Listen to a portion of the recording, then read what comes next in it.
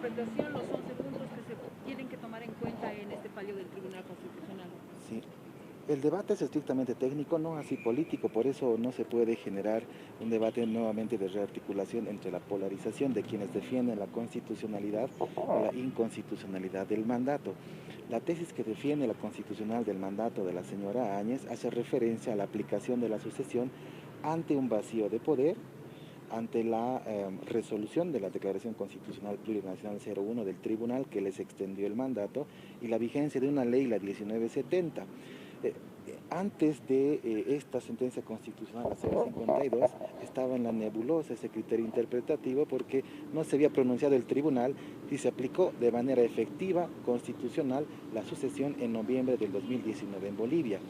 Ya con esta sentencia constitucional, la 052-2021, el tribunal genera las reglas de la sucesión presidencial y cómo éstas deben aplicarse. Y lo primero que hace el Tribunal Constitucional es decirnos que la sucesión es ipso facto, de manera inmediata, a las presidencias de, en este caso, si se renuncia un presidente, a la presidencia de la Asamblea Legislativa, al presidente de la Cámara de Senadores y al presidente de la Cámara de Diputados.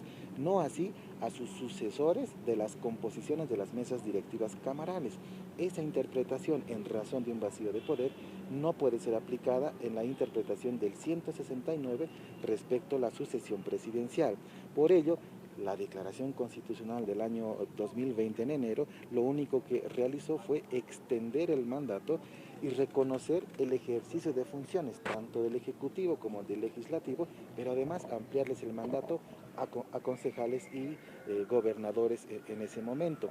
Esta sentencia constitucional entonces define las reglas claras de la sucesión presidencial, afirmando que no existe o no existió vacío de poder al momento de aplicar la sucesión, y el otro elemento por demás importante, que cualquier renuncia que se pueda presentar de aquí en adelante, como ocurrió en noviembre del año 2019, tiene que ser de manera escrita, de manera formal, leída en los plenos camarales, aprobada en los plenarios y recomponer las estructuras de las directivas camarales para aplicar la sucesión ipso facto, que en ningún caso puede recaer en una minoría. Significa que en ningún caso puede asumir la segunda vicepresidencia de alguna de las cámaras la sucesión presidencial, porque no representa a las mayorías democráticas. En conclusión, doctor, que la gente entienda, por favor.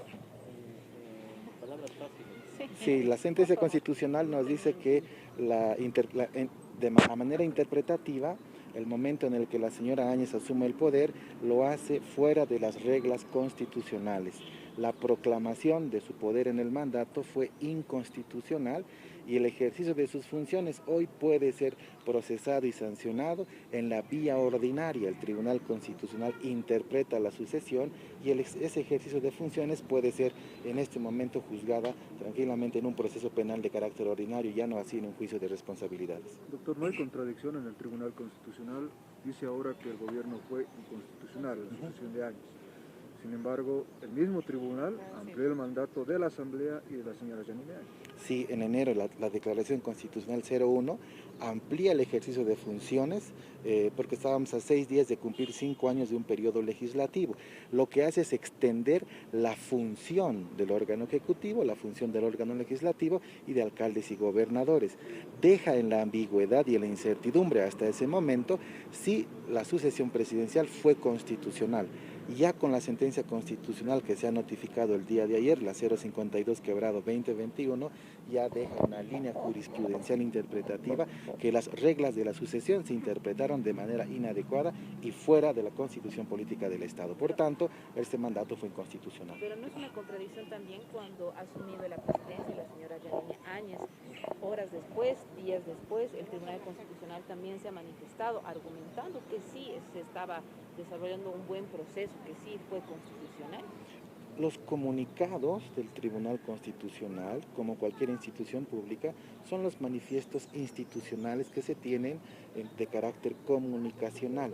No generan vinculatoriedad jurídica, solamente generan vinculatoriedad jurídica los autos constitucionales, las declaraciones constitucionales, como en este caso la 01/2020, y las sentencias constitucionales, como la notificada ayer, la 052/2020. Es un criterio interpretativo que hoy nos hace saber que ese mandato estuvo al margen de la Constitución. En la aprobación de las leyes para la ampliación de las gestiones del Legislativo y el Ejecutivo, ahí señala la presidenta constitucional Yanine Áñez. Entonces, se debe proceder a un juicio en contra de estas personas que han firmado que es presidenta constitucional y han ampliado la misma. Producto de esta declaración 01, que era de control previo de constitucionalidad, se sanciona la ley 1270, que posibilita una convocatoria a elecciones y la prórroga de los mandatos en el Ejecutivo y el Legislativo.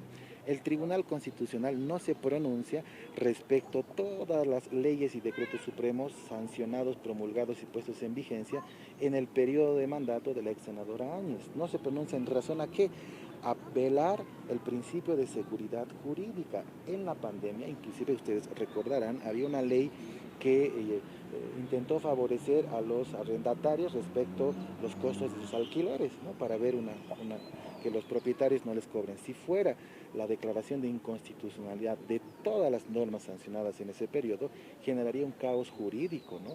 En nuestra historia jurídica en el país, hoy en día todavía existen normas de gobiernos dictatoriales vigentes. El año 72 se promulga el Código Penal en la dictadura de Banzer, el 75 el Código Civil, el 77 el Código de Comercio. Hoy en día en el Estado boliviano se siguen aplicando normas sancionadas en dictaduras militares inclusive. Por eso el Tribunal Constitucional no se pronuncia sobre el ordenamiento jurídico porque generaría inseguridad jurídica y el Tribunal lo que tiene que hacer es prever, precautelar derechos y seguridad jurídica en la interpretación de la Constitución. Ya.